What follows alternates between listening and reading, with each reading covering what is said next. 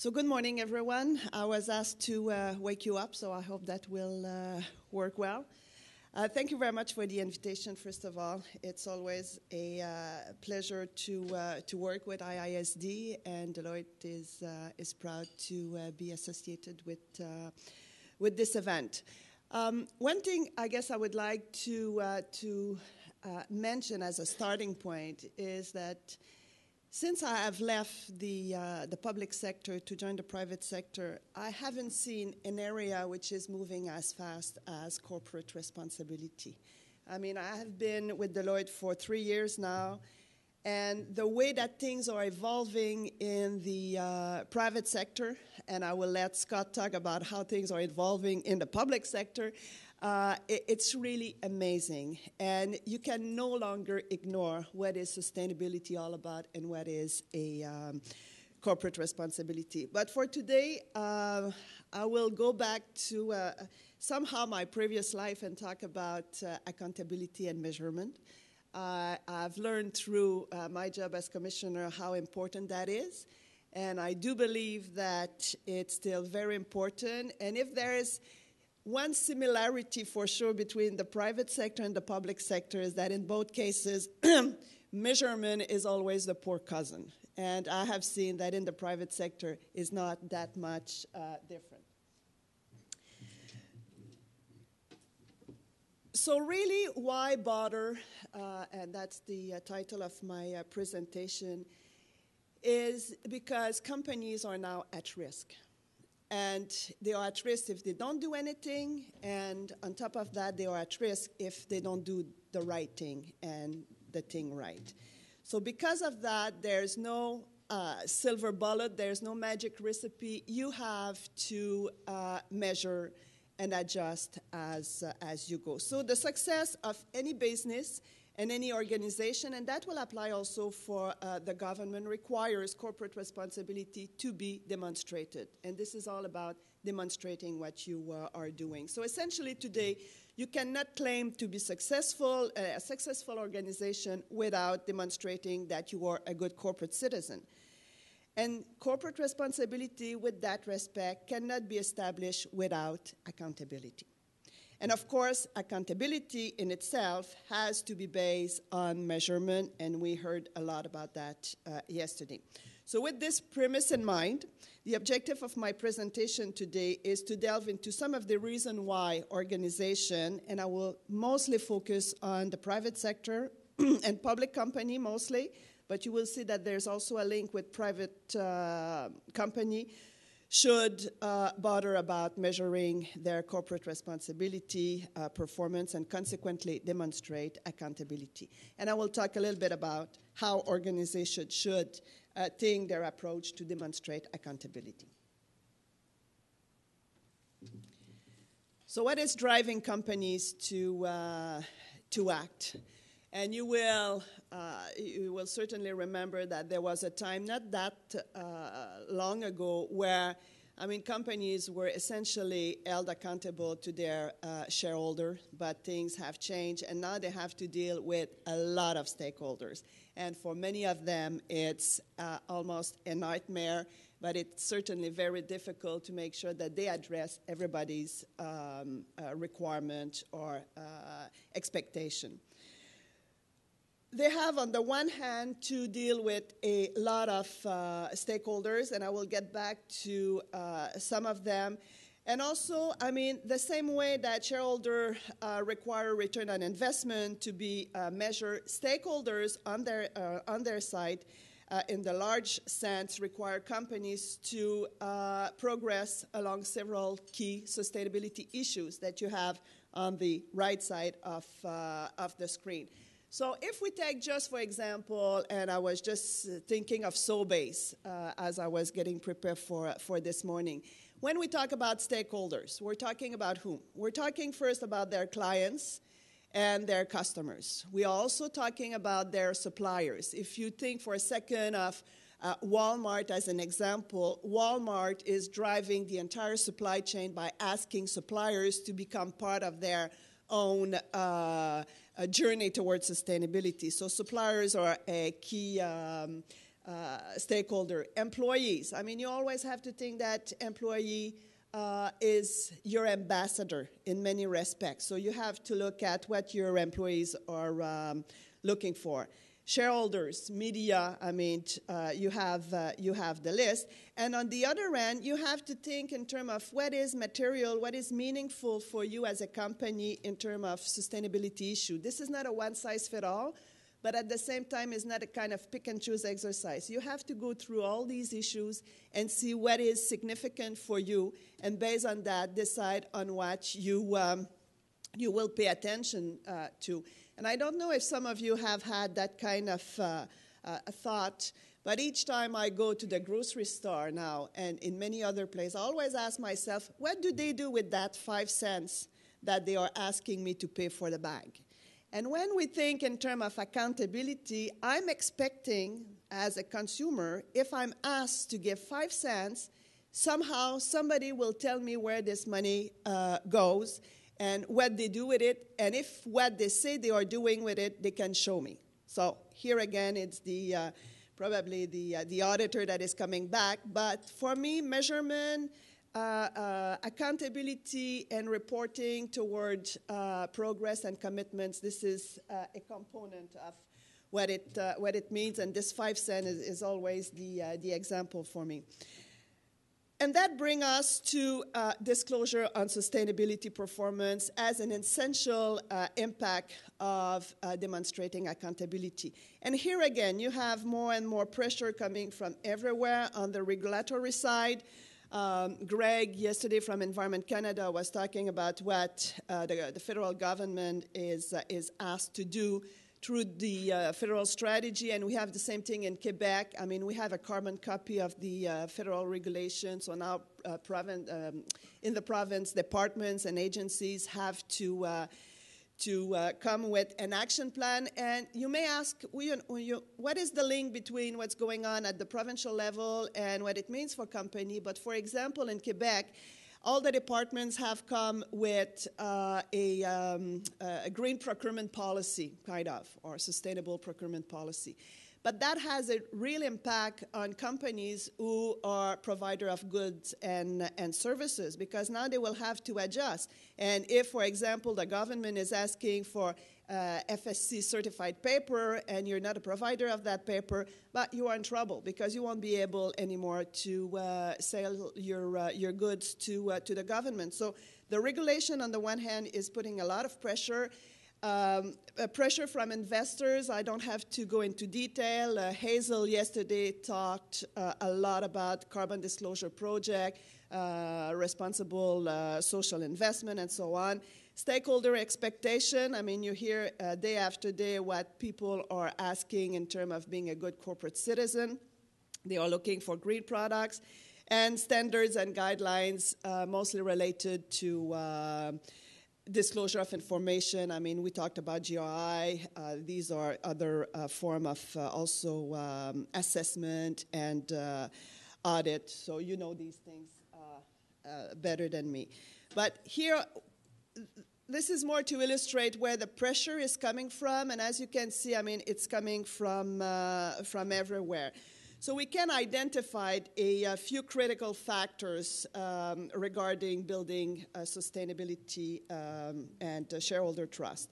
And really, there's 3 things on my side that come to mind. First of all, you need to base your claims, whatever they are, and communication on solid quality data, which really show that you are making progress. Because at the end of the day, what we want to know is how you are moving toward a sustainable path. We're not just looking for data. And yesterday, during the discussion we were having, it was obvious that data is one thing, but what we do with the data and what is the meaningfulness of that information. Second, you need to prove that you tackle sustainability issues that are relevant. And I will get back to that. Relevant to your business with respect to your operation and also with respect to your products.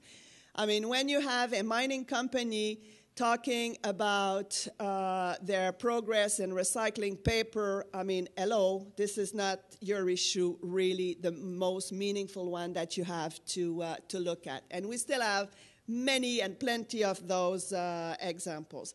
And thirdly, you need to engage in a continuous process of disclosure to demonstrate accountability, because the very notion of sustainability is based on the concept of transparency. And again, we talked about that yesterday.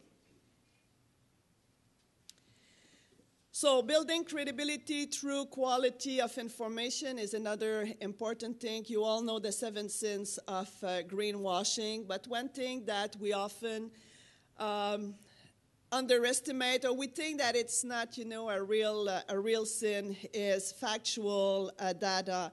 And Scott has certainly experienced that many times now as commissioner. Vague claim, or from my perspective, consider greenwashing. I mean, if you cannot, it's like a soap, you think you have it, but you don't, and you try to figure out what this is all about.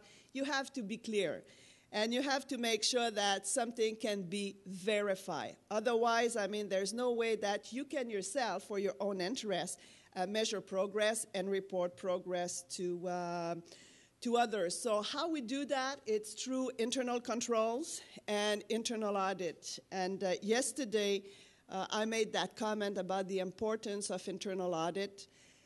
You have, many of you in the private sector, in the public sector, internal audit shops. And you should use those people to help you moving toward continuous improvement and make sure that you're doing the right thing, and your investment in time and money will pay off in terms of results. And you don't wait for whoever will be your external auditor to come and tell you that you're not doing good. You clean up your house first, understand exactly what's going on, and then make the adjustment as needed. Materiality. This is a word that I didn't know exactly what it was when I started as commissioner.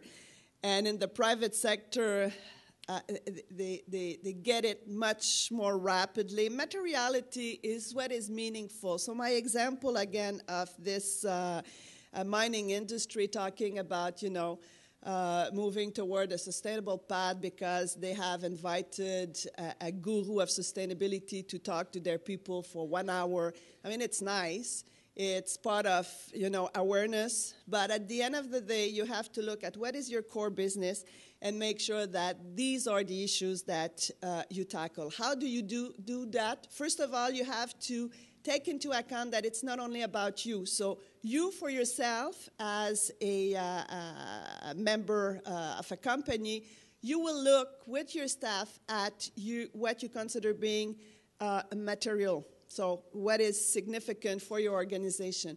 But then you have to look at what your stakeholders are thinking about what is material to you, and then you map the information. And you will see what is material for both of you, or for your stakeholders and yourself, and this is where you should focus.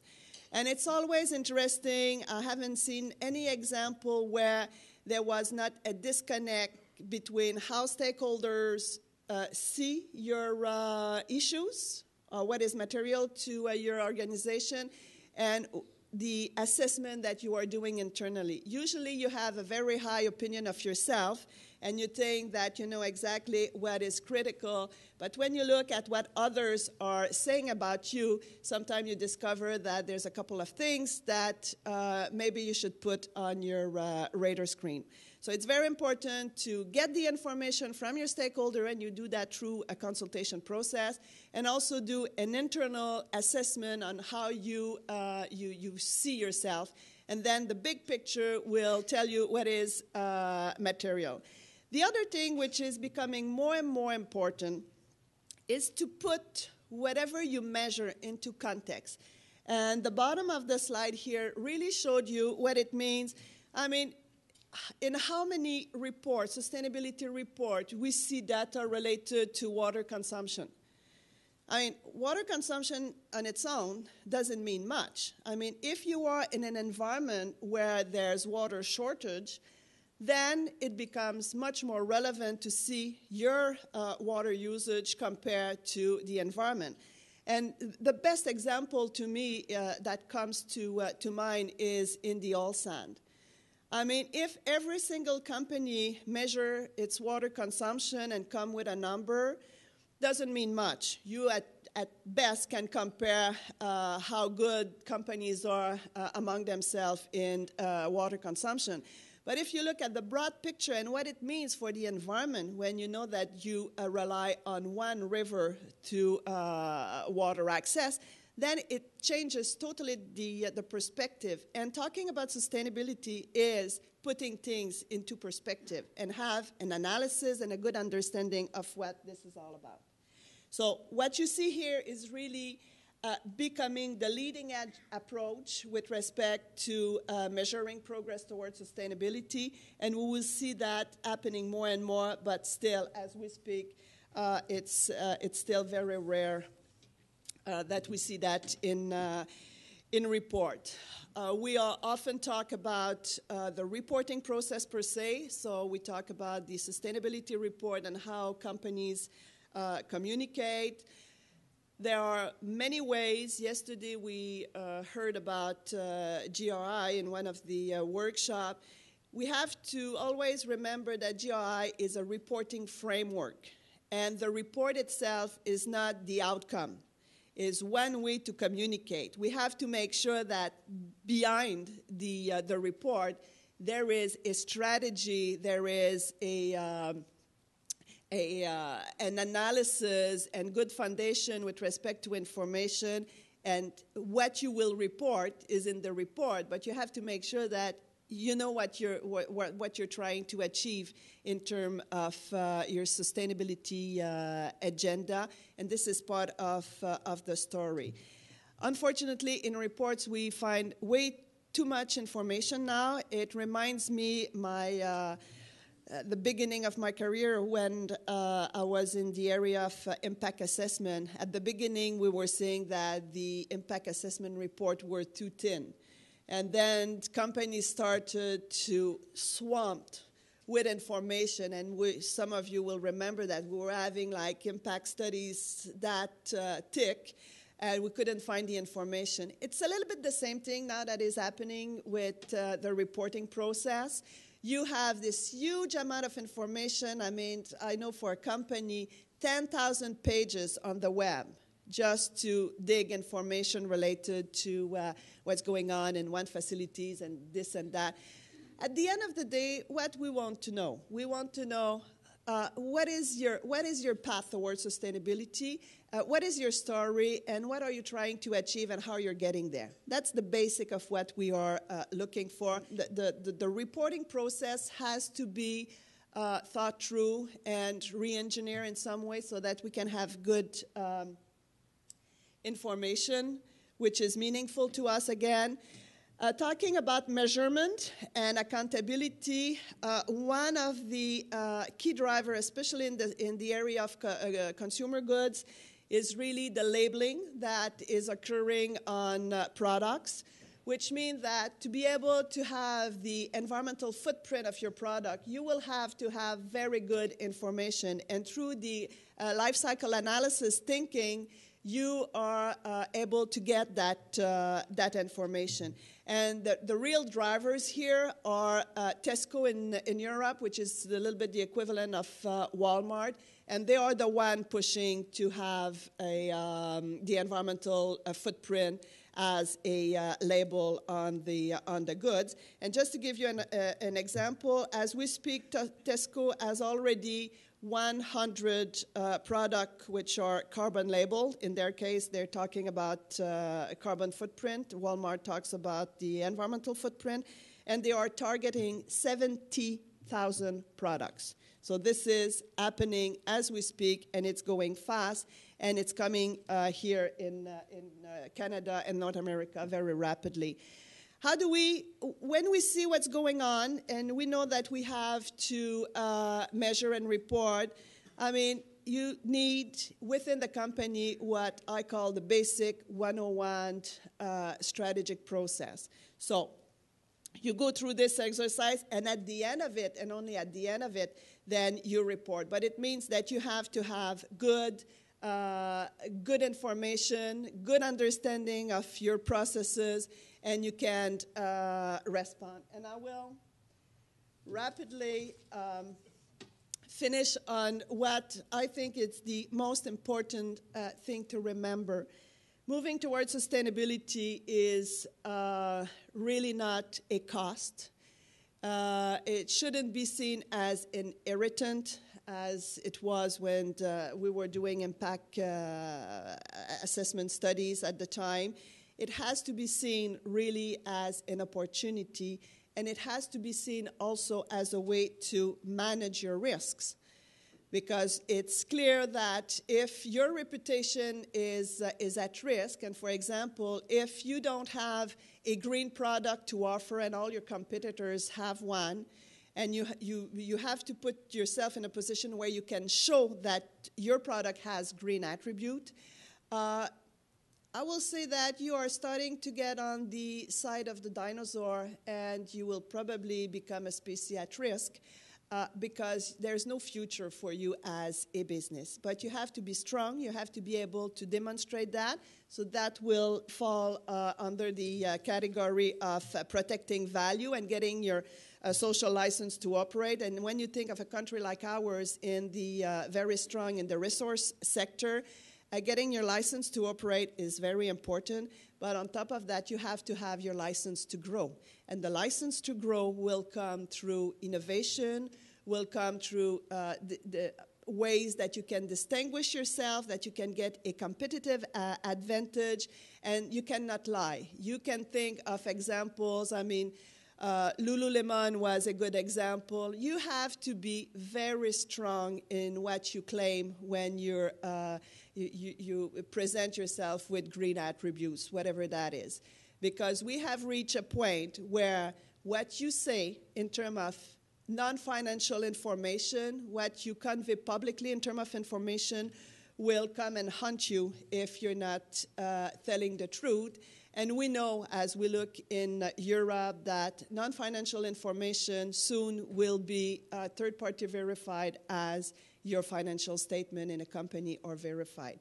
So go slow, make sure that you have the right foundation, that you measure, that you make improvement, and at some point that you're proud enough to talk about who you are and what you do, that you will report publicly on your result. Thank you very much. Government does an odd thing in measurement. We tend to measure outputs, maybe outcomes, but mostly outputs, as you know. And some of us have been pushing, well, why don't we do what business does and have more a balance sheet to add in?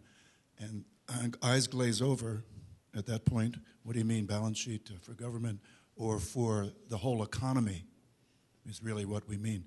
Any thoughts on that, how government should be? Because I'm sure you advise governments or have any thoughts on how government can do a better job measuring sustainability?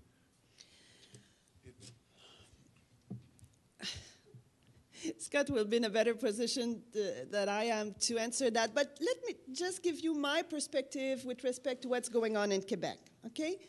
Even though if the Quebec government has gone through a similar approach in asking departments to have an action plan, really for them it's an action plan on sustainability, instead of going all over the place, they have suggested to departments to focus on three things.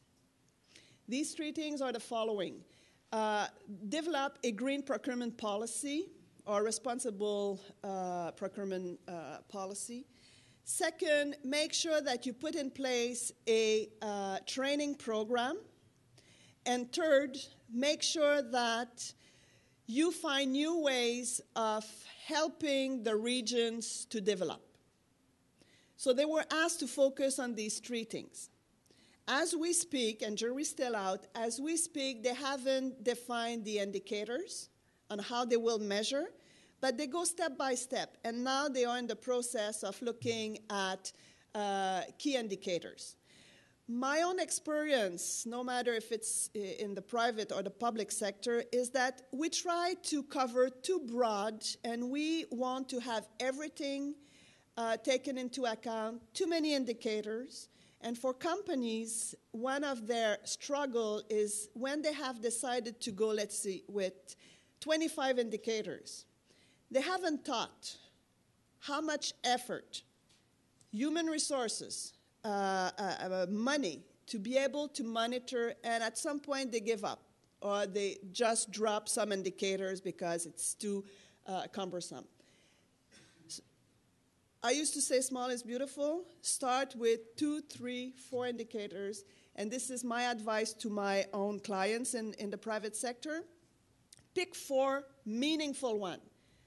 I mean, in 2010, sorry, but I don't want to know if you do double-side printing. I mean, it's a no-brainer. For me, you should be there. So please, don't establish an indicator for that. But really focus on the real thing and then start measuring and report on progress. One last thing that may be of interest for you, and you may already be aware of that, through the GRI, the Global Reporting Initiative, they have established a table for the public sector and government, and they are trying to establish some indicators. I don't know where they stand as we speak, but I think they should come with something in the course of this year. So that may also help you. And yes, if I look back at what the Quebec government is doing, this is, for me, the beginning of a scorecard. Training. Training, I don't want to know that you have organized 3 events during the year. I want to know what you're trying to achieve in terms of raising awareness with within your company or within your department, and how you will measure that. So one thing that can be done certainly is to have a questionnaire at the beginning, 2, 3 questions, to know what is your level of knowledge with respect to sustainability, what it means for your department, and year after year you continue to measure, and maybe 5 years from now you will be able to tell, our people have moved from there to there. I don't want to know if 200 people were there, attending the training, or 500, because at the end of the day, this is meaningless, right? It's a number, but what it means, so what? And when I started as commissioner, I had a colleague who always was challenging me with that question. Okay, so what? And that the so what question is still relevant to me. What are we trying to achieve? Is it meaningful? And what are the ways to measure? And maybe 5 years from now, we will be able to say, our public servants are much more aware about what sustainability is all about and how they have translated that in their day-to-day life. I'm intrigued by your water use graph that you had there. One of the issues I see is that any individual company uses water, and it's really hard to say how much can they use within their region because nobody's looking at what sustainable water use is. So there's clearly got to be a lot of collaborative effort to really start working at not just water, but there's other issues as well, sustainable forest production, things like that. How do we get that to happen? Because it's very easy to say it's up to the government to do it, but they can only start the process. I guess 2 answers to that. First of all, I think it's time for the governments with the private sector to work together in moving towards sustainability. I mean, I lived through that. There's 2 silos.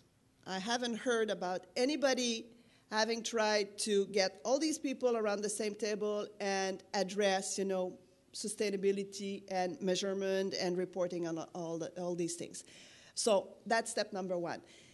The second answer I will give you, and it was very interesting, Shell Canada organized over the last few months a consultation across the country. In fact, there was Calgary, Vancouver, and Montreal.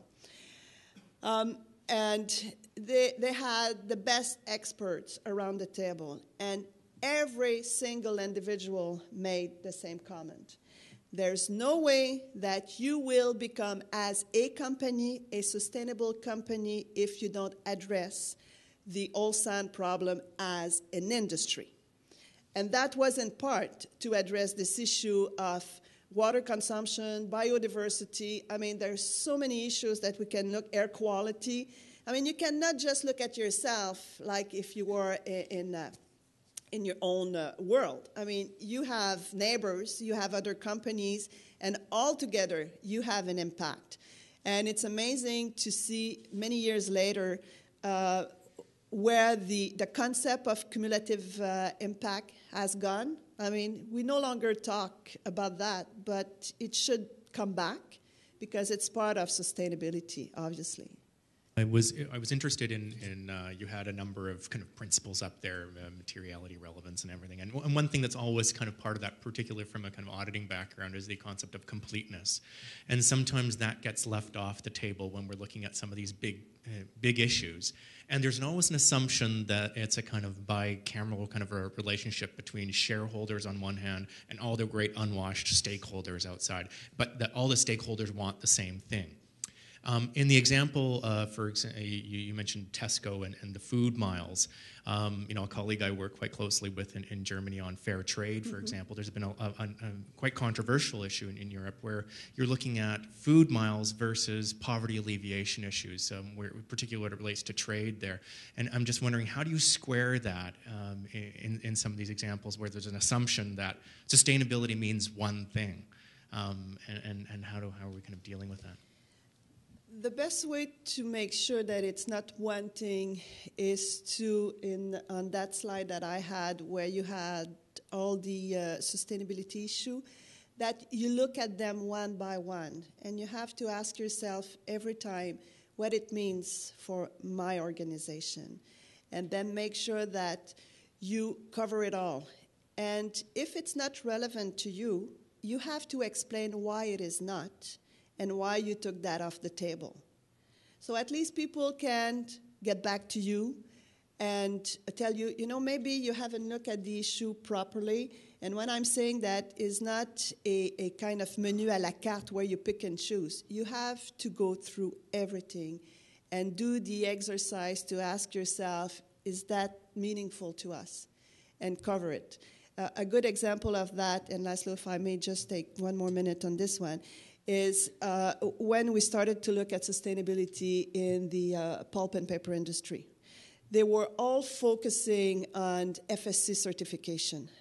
I mean, the world doesn't stop at FSC certification. There are so many other things that you have to look at. I mean, if you close a facility with no consideration for your employees, it is as important as the way that you manage the forest, right?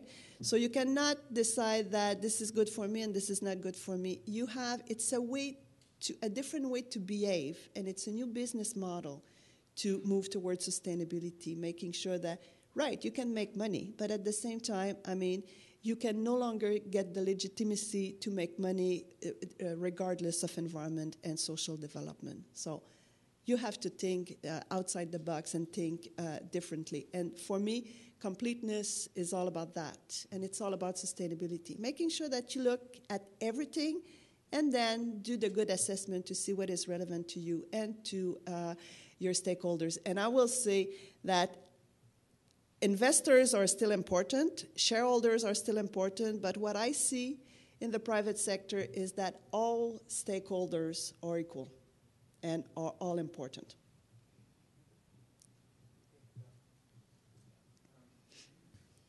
I'm wondering about the something that Hazel brought up yesterday, and its relationship between macroeconomic view and microeconomic. And as you're talking about companies identifying the issues that are material to them, relevant to them, same thing would be happening with government. I think there's a danger that you can mistake symptoms of a particular state for a core issue, and climate change is an example of that if you look at it as the core problem, then you would approach it differently than if you saw it as a symptom, because you'd have to go looking for something deeper. Now, in our economy, although we may be trying to address certain aspects of sustainability, still there seems to be a core issue there that is based on production cycles and planned obsolescence, and it's all based on increased consumption and And although there may be an increased rate of reused products and reprocessed material, there's still a huge amount of throughput, very energy intensive. And so I'm just wondering about the gap, how you think about the gap and how companies can think about the gap between this larger view of needing to move towards a more stable, steady state economy and also to operate business within parameters that are acceptable. The only thing I can say about that is based on my own experience. When I started in the private sector, I didn't have any experience whatsoever. Okay, I was brand new. I'm a public servant I have been a public servant for 25 years. And I was trying to convince companies to move on a sustainable path. Zero success. Then I started to talk money. And then I got their attention. So, I mean, you're right in what you're saying, but we have to, and people who know me know that I'm not the baby step type person, but with companies, you have to go step by step, making sure that they start looking at how they can reduce cost, and slowly they look at their way of doing business, their way of production, their way of consumption, how they sell their product. And slowly there's a mindset change that is happening. But this is really on the long run. And you have to first get your foot in the door, start having a dialogue on sustainability. I mean, as you can imagine, trying to convince a company to do a stakeholder engagement process, you have to make sure that first they understand what it means, what is the value of doing that, because usually they don't want to share what's going on in their company, and they don't necessarily want to hear what you have to say about them.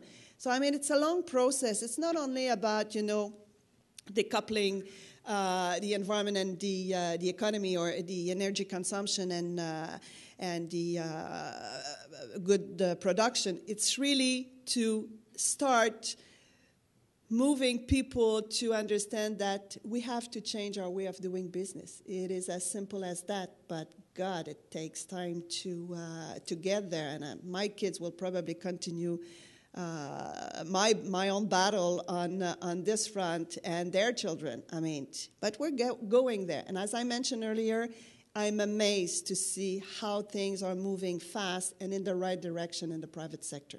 You have leaders, and they are the ones who are really forcing their peers to get on a sustainable path. So we don't always need regulation, as I used to think when I was in the public sector.